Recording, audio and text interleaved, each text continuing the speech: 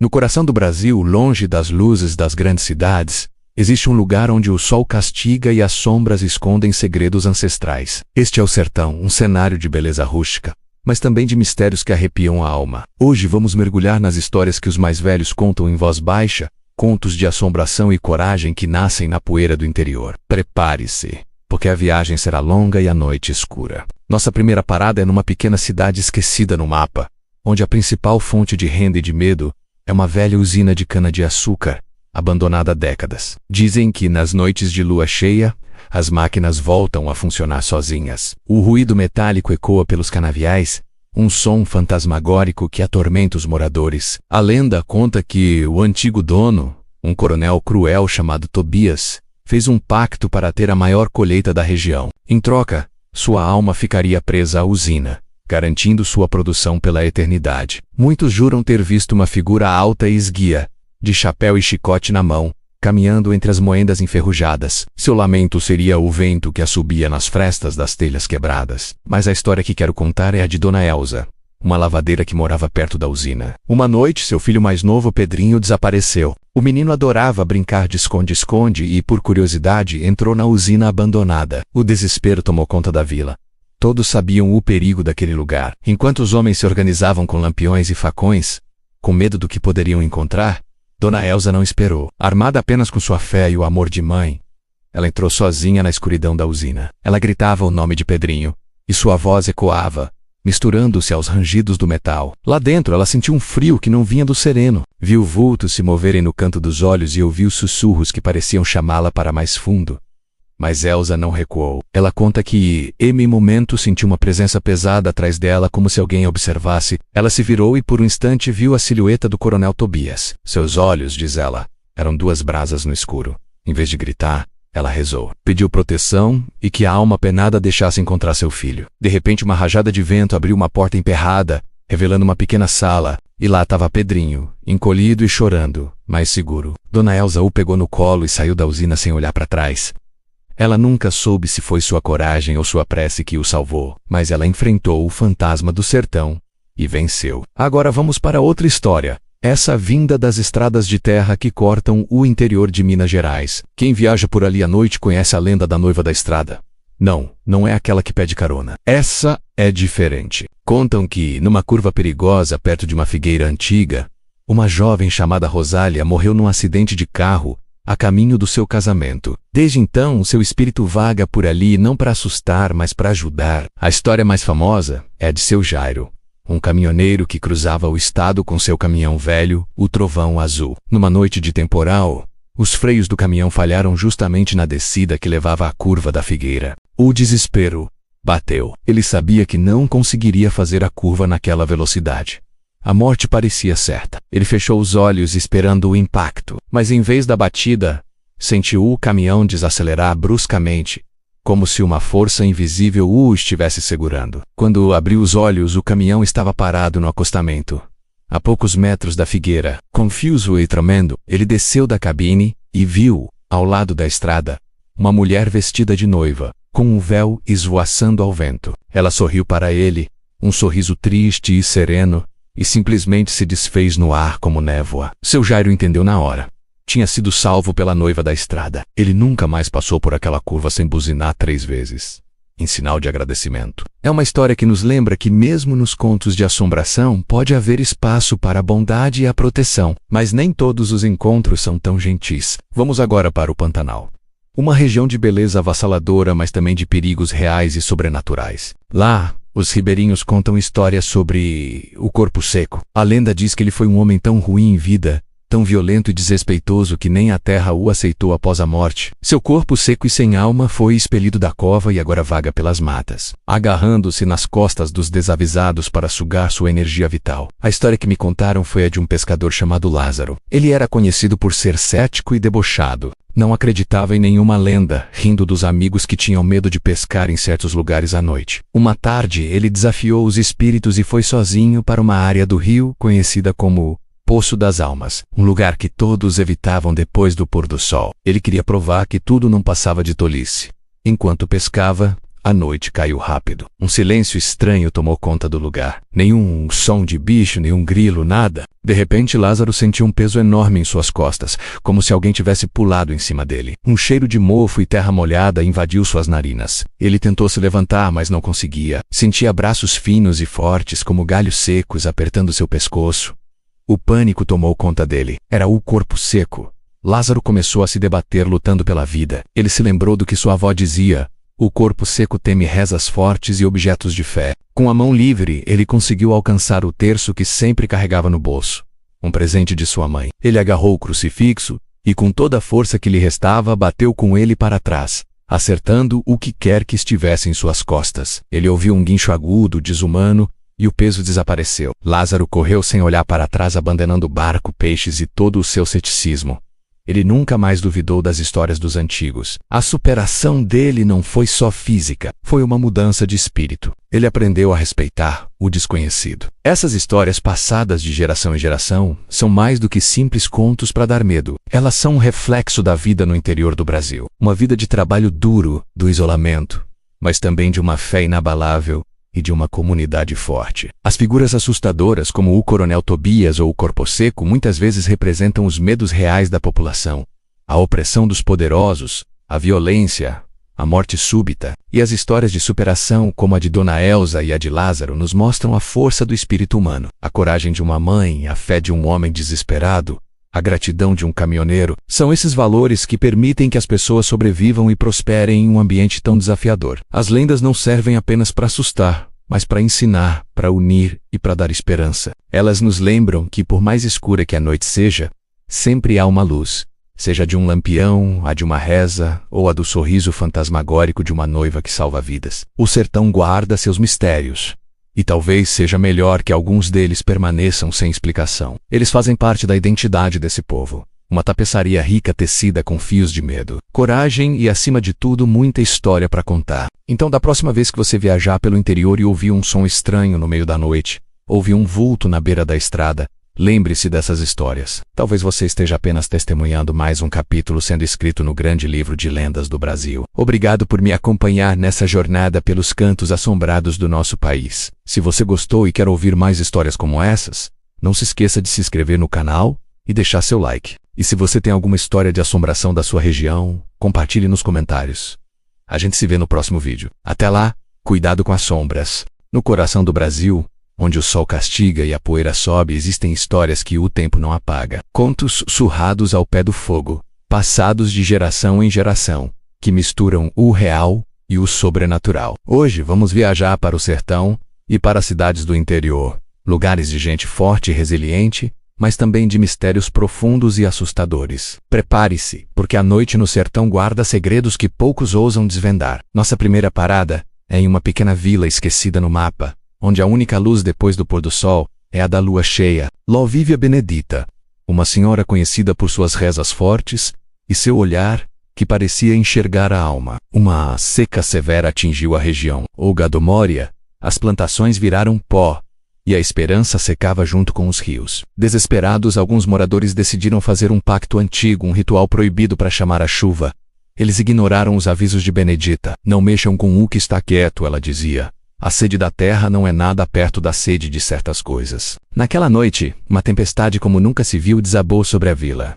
A chuva veio, mas trouxe consigo algo mais. Um som estranho ecoava com os trovões, um lamento que parecia vir de debaixo da terra. As pessoas se trancaram em casa, mas o som entrava pelas frestas das portas e janelas. No dia seguinte, a vila estava encharcada, mas o gado restante havia desaparecido, e marcas de garras estranhas arranhavam as portas das casas. O poço da praça, antes seco, agora transbordava uma água escura e com um cheiro adocicado e podre. Ninguém teve coragem de beber. Benedita, de terço na mão, passou o dia rezando na frente da igreja. Ela sabia que a chuva era apenas o começo. A entidade que eles despertaram queria um pagamento, e a colheita seria de almas. A partir daquele dia, a vila viveu sob uma sombra. Vultos eram vistos na caatinga, e um assobio fino cortava o silêncio da noite, fazendo até os mais corajosos se arrepiarem.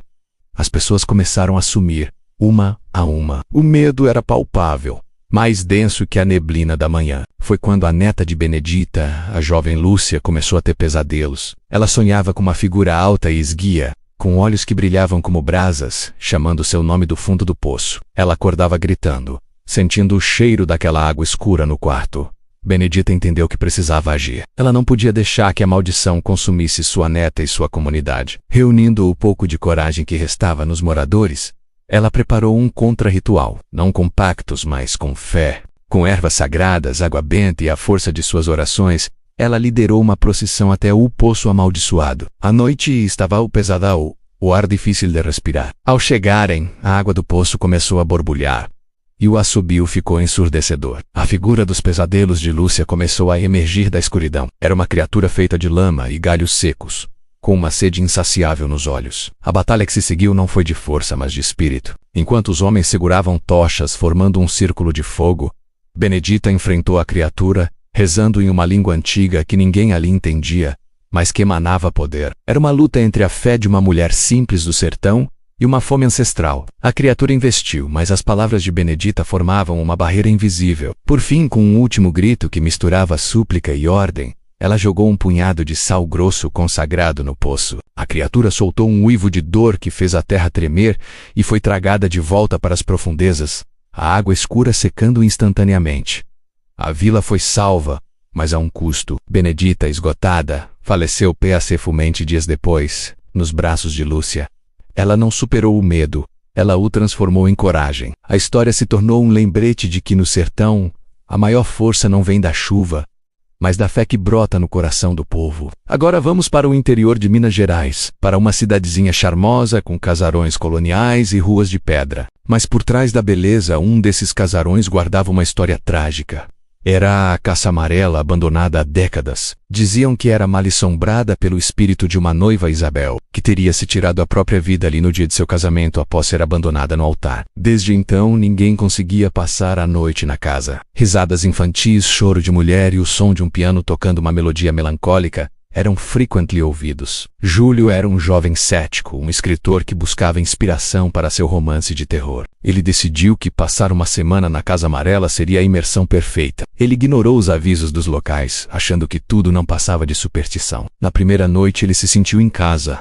O silêncio, a poeira, a atmosfera era perfeito. Mas quando o relógio da igreja bateu meia-noite, as coisas começaram a mudar. Um frio inexplicável tomou conta do quarto principal, onde ele havia se instalado. A porta do armário se abriu rangendo, revelando um vestido de noiva amarelado pelo tempo. Júlio, apesar do arrepio na espinha, pegou sua câmera pensando que era o vento. Foi quando ele ouviu um choro baixo vindo do final do corredor. Seu coração disparou. Ele seguiu o som, com a lanterna tremendo em sua mão. O choro o levou até a sala de música, onde um piano coberto por um lençol branco se destacava. Lentamente, ele puxou o lençol. As teclas do piano começaram a se mover sozinhas, tocando a melodia triste que os moradores descreviam. Júlio correu de volta para o quarto, trancou a porta e tentou se convencer de que era sua imaginação. Na noite seguinte, os fenômenos se intensificaram. Passos no andar de cima, objetos mudando de lugar. Júlio estava apavorado, mas sua curiosidade de escritor era maior. Ele começou a pesquisar a história da casa nos arquivos da cidade. Foi quando descobriu a verdade. Isabel não havia se suicidado. Lendo cartas antigas e diários da época, ele descobriu que ela foi vítima de um crime passional, assassinada por um pretendente rejeitado, que escondeu o corpo em uma parede falsa no porão. A história do abandono no altar foi uma farsa criada pela família do assassino, uma das mais poderosas da cidade, para encobrir o crime. Isabel não era um espírito vingativo, mas uma alma presa, clamando por justiça. Seu choro não era de tristeza, mas de desespero por a verdade ser revelada. Júlio entendeu que não era uma história de terror, mas uma história de superação que precisava ser contada. Ele sentiu uma conexão com Isabel, uma responsabilidade. Com as provas em mãos, ele sabia o que fazer. Mas o espírito do assassino, que também assombrava a casa para garantir que seu segredo morresse, não iria facilitar. Na última noite, a casa se tornou um pandemônio. Portas batiam, janelas quebravam, e uma presença masculina e agressiva tentava expulsá-lo. Júlio não fugiu. Ele desceu ao porão, encontrou a parede falsa descrita nos diários, e com uma marreta começou a quebrá-la. A cada golpe, a casa tremia. A presença maligna gritava, mas a melodia do piano de Isabel soava mais alto, agora com uma nota de esperança. Finalmente, a parede cedeu, revelando os restos mortais da noiva. Naquele instante, toda a atividade paranormal cessou. Um feixe de luz da lua entrou por uma fresta do porão, iluminando o local. Júlio sentiu uma paz profunda. A presença de Isabel se manifestou uma última vez, não como um espectro assustador, but as a gentle warmth and a whispered thank you carried by the wind. Júlio publicou a história, não como ficção, mas como um relato real, limpando o nome de Isabel. A Casa Amarela foi transformada em um memorial, e a melodia triste nunca mais foi ouvida. Júlio superou seu ceticismo e seu medo, descobrindo que às vezes os fantasmas que nos assombram só precisam que alguém ouça suas histórias. Esses contos do sertão e do interior nos mostram que, por trás de cada sombra, de cada som inexplicável, há uma história de dor, de injustiça, mas também de uma força incrível. A força de uma avó que protege sua comunidade, a coragem de um escritor que busca a verdade, são histórias que nos lembram que o maior medo não é do escuro, mas de deixar que a luz da verdade e da coragem se apague. Obrigado por nos acompanhar nessa jornada pelos cantos assombrados do Brasil. Se você gostou e quer ouvir mais histórias como essas, não se esqueça de se inscrever no canal, deixar seu like e compartilhar com quem também adora um bom arrepio. Até a próxima! A noite caía pesada sobre o pequeno vilarejo de Poço Fundo, um lugar esquecido no coração do Brasil, onde as casas eram poucas e a mata densa e antiga. Eu tinha chegado há poucos dias, buscando o silêncio que a cidade grande me roubara. Aluguei uma casinha simples, na beira da estrada de terra que morria na floresta. Os vizinhos, gente de pouca conversa, me avisaram sobre uma coisa: nunca, sob hipótese alguma, deixar a porta ou as janelas abertas depois do pôr do sol. É por causa dos bichos, dizia Dona Lourdinha, a senhora da venda, com um olhar que dizia muito mais. Na minha primeira semana segui a regra. Trancava tudo assim que o céu começava a tender-se do laranha. Mas o calor era insuportável. Numa noite especialmente abafada, com a lua cheia iluminando o terreiro como um holofote pálido, a tentação foi grande demais. O ar dentro de casa era grosso, difícil do respirar. Pensei, que mal pode haver um bicho? Tenho a tela na janela da cozinha. E então, com um coração um pouco acelerado pela desobediência, abri a pequena janela de madeira, deixando apenas a tela de arame me separando da noite. A brisa que entrou foi um alívio imediato. Sentei-me na mesa com um copo d'água, ouvindo os sons da mata, grilos, corujas, o farfalhar ocasional de folhas. Era Pacifico. Até que um som diferente cortou a sinfonia noturna. Um assobio. Não era um assobio humano, nem de pássaro. Era longo, fino e melancólico e parecia vir de muito, muito longe. Arrepiei-me, mas atribuí o som a algum animal desconhecido. Minutos depois, o assobio veio de novo. Desta vez mais perto. Parecia vir da beira da mata. Meu corpo enrijeceu. Havia algo de errado naquele som. Era imitativo, como se algo estivesse tentando reproduzir um assobio que já tinha ouvido antes, mas de forma imperfeita, distorcida. Olhei pela janela, mas a escuridão além do meu terreiro era total. Decidi que já bastava de ar fresco. Levantei-me para fechar a janela, mas algo me fez parar. Um movimento sutil na escuridão. Parei, prendendo a respiração. Meus olhos se esforçaram para enxergar além do alcance da luz fraca da varanda. E então eu vi, ou melhor, eu vi a silhueta. Alta, magra, desproporcional, estava parada junto à cerca de arame farpado que delimitava meu terreno. Não parecia um animal. Parecia humanoide. Mas os braços eram longos demais, quase tocando o chão. O pânico começou a borbulhar no meu peito. Eu estava paralisado. A figura não se movia. Apenas estava lá, observando a casa, observando a única janela aberta. A minha janela. O assobio veio pela terceira vez. Desta vez estava do outro lado da estrada, a poucos metros da minha porta da frente. O som entrou pela janela e pareceu ricochetear nas paredes da minha pequena cozinha. Era um som que prometia coisas terríveis. Com um esforço sobre-humano, me joguei contra a janela e a fechei com um estrondo, travando o ferrolho com as mãos trêmulas. Corri pela casa, verificando todas as fechaduras, o suor frio escorrendo pela minha testa. O silêncio que se seguiu foi quase pior que o assobio. Eu estava preso esperando. Sabia que não estava sozinho. Foi quando ouvi o arranhar, um som seco, de unhas ou garras, raspando a madeira da porta da frente. Lento, deliberado, um raspa-pausa, raspa-pausa. Cada arranhão era uma facada nos meus nervos. Recuei para o centro da sala, o mais longe possível de qualquer porta ou janela. Meu coração batia tão forte que parecia que ia sair pela boca. Então o arranhar parou, e o assobio começou de novo. Mas desta vez, Não estava lá fora. Estava vindo do meu quarto. Gelei. Como era possível? Eu tinha trancado tudo. A casa era pequena, não havia como alguém ter entrado. Lentamente virei minha cabeça na direção do corredor escuro que levava ao quarto. A porta estava entreaberta, exatamente como eu a havia deixado. E daquela fresta de escuridão, o assobio fino e melancólico continuava, baixo e constante. Aquela coisa não precisava de portas ou janelas. O som parou. Silêncio absoluto. Então, ouvi um sussurro. Uma voz que parecia ser feita de folhas secas e poeira, vinda do meu quarto. Sussurrava uma única palavra repetidamente. Sussurrava o meu nome. Passei a noite encolhido no canto da sala, abraçado aos joelhos, esperando o amanhecer como um condenado espera o perdão. Os sons pararam horas antes do primeiro raio de sol, mas eu não ousei me mover. Quando a luz finalmente invadiu a sala, trazendo com ela o canto dos galos e a promessa de um novo dia, a caça parecia normal, mas eu sabia que não estava. Fui até a porta da frente. Havia marcas de arranhões profundas na madeira. Olhei pela janela da cozinha, a mesma que eu havia aberto. No chão de terra batida do meu terreiro havia pegadas, mas não eram humanas, nem de animal que eu conhecesse. Eram longas, estreitas, com 3 dedos, e elas não vinham da mata em direção à casa. Elas saíam de debaixo da casa e iam em direção à mata. Arrumei minhas coisas em menos de 10 minutos. Não me despedi de ninguém. Enquanto meu carro levantava poeira na estrada de terra, dei uma última olhada pelo retrovisor. Dona Lourdinha estava na porta de sua venda, observando-me partir. Ela não acenou, apenas balançou a cabeça lentamente, com um olhar de pena. Um olhar que dizia que ela sabia. Todos eles sabiam. A criatura que assobia na noite não caça apenas do lado de fora. Às vezes ela já está dentro, apenas esperando você abrir uma janela para convidá-la a sair.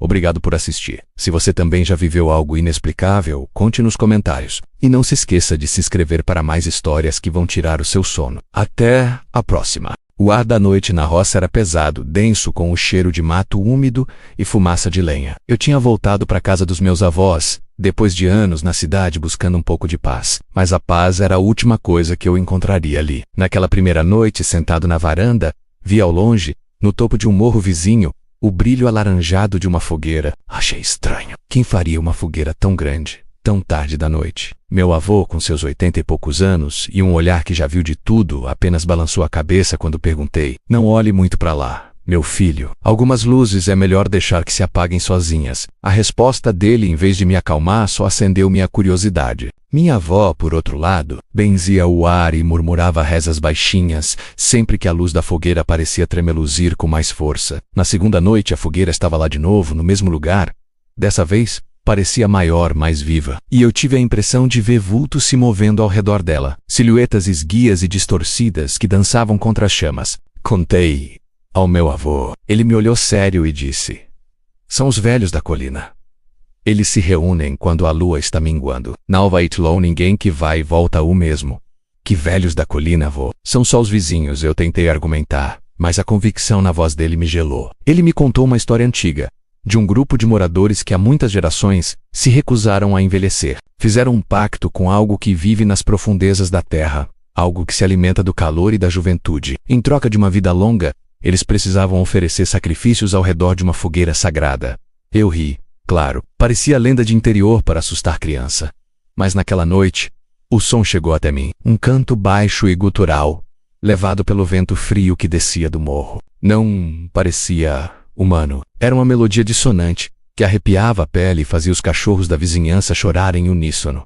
O medo começou a fincar suas raízes em mim. Aquilo não era normal. Na terceira noite decidi que precisava ver com meus próprios olhos. A curiosidade era uma coceira que eu não conseguia ignorar. Esperei meus avós dormirem e saí pé ante pé. A noite era escura, sem lua, e a única guia era a luz pulsante da fogueira no topo do morro. A subida foi difícil, entre galhos que arranhavam meu rosto e o som dos meus próprios passos quebrando o silêncio mortal da mata. Quanto mais perto eu chegava, mais forte ficava o cheiro de enxofre misturado com pinho queimado. O canto também era mais alto e agora eu podia distinguir palavras numa língua que eu nunca tinha ouvido, uma língua antiga e errada. Escondi-me atrás de uma moita de arbustos, meu coração batendo tão forte que eu temia que eles pudessem ouvi-lo. E então, eu os vi. Ao redor da fogueira imensa, um círculo de figuras encapuzadas. Eram idosos, sim, mas de uma forma que a natureza não permitia. A pele deles era esticada sobre os ossos como pergaminho seco. Os olhos brilhavam com uma luz alaranjada, refletindo as chamas. E eles não estavam sozinhos. No centro do círculo, amarrado a um poste de madeira, Estava um dos bezerros do sítio vizinho.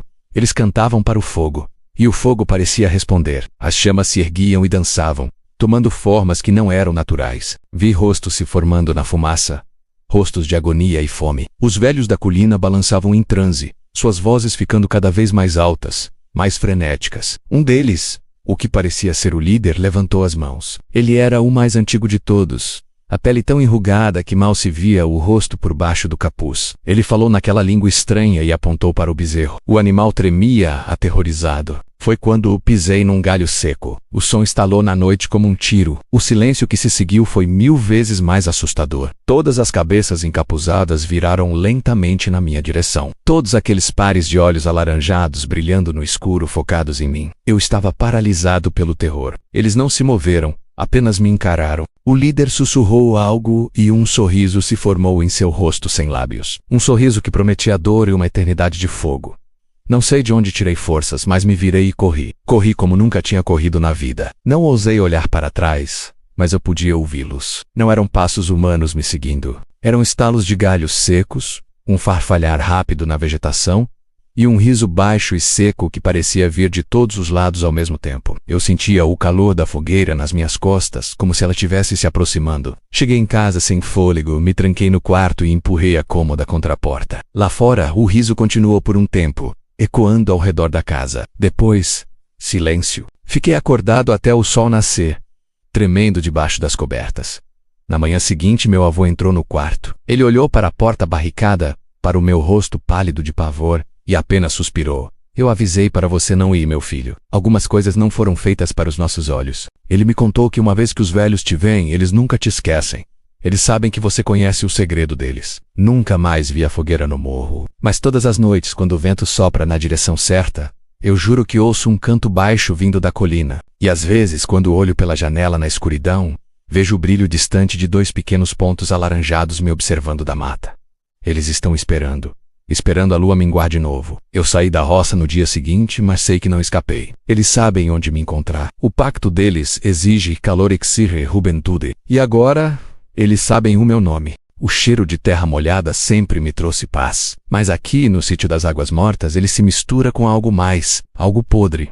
Meu avô me avisou antes de eu vir herdar esta terra. Cuidado com o lago, meu filho. E nunca, jamais, entre na floresta à noite. Na época achei que era só superstição de gente da roça. Agora, eu sei que era um aviso. Tudo começou há 3 semanas. Eu estava consertando a cerca perto do lago. O sol estava se pondo pintando o céu de laranja e roxo.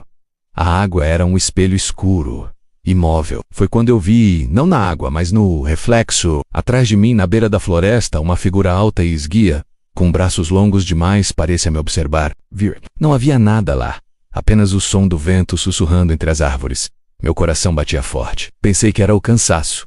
Naquela noite, acordei com um barulho, um arranhão na porta da frente. Devagar, com a espingarda do meu avô na mão, fui até a sala. Espiei pela janela. Nada. Apenas a escuridão da noite. Mas a porta tinha 3 marcas de garras profundas na madeira. Parecia que algo muito grande e muito forte tentou entrar. Os dias seguintes foram um tormento silencioso. Durante o dia, tudo parecia normal. O canto dos pássaros, o mugido das vacas, mas eu sentia olhos em mim. Da janela da cozinha eu olhava para a floresta e tinha a sensação de que a escuridão me olhava de volta. À noite, os sons pioravam. Sussurros indecifráveis que pareciam vir de debaixo da casa. Passos pesados no telhado. Coisas se movendo no porão. Uma tarde, decidi que precisava saber o que meu avô temia tanto. No escritório dele encontrei um diário antigo, com a capa de couro gasta. As últimas páginas estavam escritas com uma letra trêmula, quase ilegível. Ele falava de uma coisa do lago, uma criatura que vivia nas profundezas escuras e que, de tempos em tempos, saía para a floresta em busca de algo. Ele escreveu que a criatura se sentia atraída pela solidão, pela tristeza. Meu avô descreveu um pacto antigo feito pelos primeiros moradores da região. Eles ofereciam um animal do rebanho ao lago toda lua cheia para manter a criatura apaziguada. Um pacto que ele, nos seus últimos anos, não conseguiu mais cumprir. A última anotação era a mais assustadora. Ela não esquece, ela não perdoa, ela espera. E agora, ela está com fome. Um arrepio gelado percorreu minha espinha. A fome. Era isso. Eu estava sozinho aqui. Não havia ninguém para me ajudar. A cidade mais próxima ficava a horas de distância. Naquela noite, A tempestade veio, chuva forte, trovões que faziam a casa tremer, e então o som parou. Tudo ficou em silêncio. Um silêncio pesado, antinatural. Foi quando ouvi a batida na porta. Não um arranhão. Uma lenta, deliberada. Bum, bum, bum, bum. Eu sabia o que estava lá fora. A coisa do lago. Ela não estava mais se escondendo na floresta. Ela veio até minha casa. Peguei a espingarda, minhas mãos suando. Fiquei parado no meio da sala. O coração na garganta. A batida parou. Ouvi um som úmido como algo se arrastando pelo alpendre. E então, o sussurro. Desta vez, claro como cristal, bem ao lado da janela. Eu sei que você está aí. Corri para o quarto dos fundos e tranquei a porta. Empurrei uma cômoda pesada contra ela. O cheiro podre, o mesmo cheiro do lago, começou a invadir o quarto. Vinha de debaixo da porta, das frestas da janela. A casa inteira gemia como se tivesse sendo esmagada por um peso imenso. Pela janela do quarto, eu vi a floresta escura, e no meio das árvores 2 pontos brilhantes como olhos de um animal. Mas não era um animal. Eles estavam se movendo, vindo em direção à casa. Não, eles não estavam vindo. Eles estavam cercando. Havia mais de um. O diário do meu avô. Ele não mencionou que havia mais de um.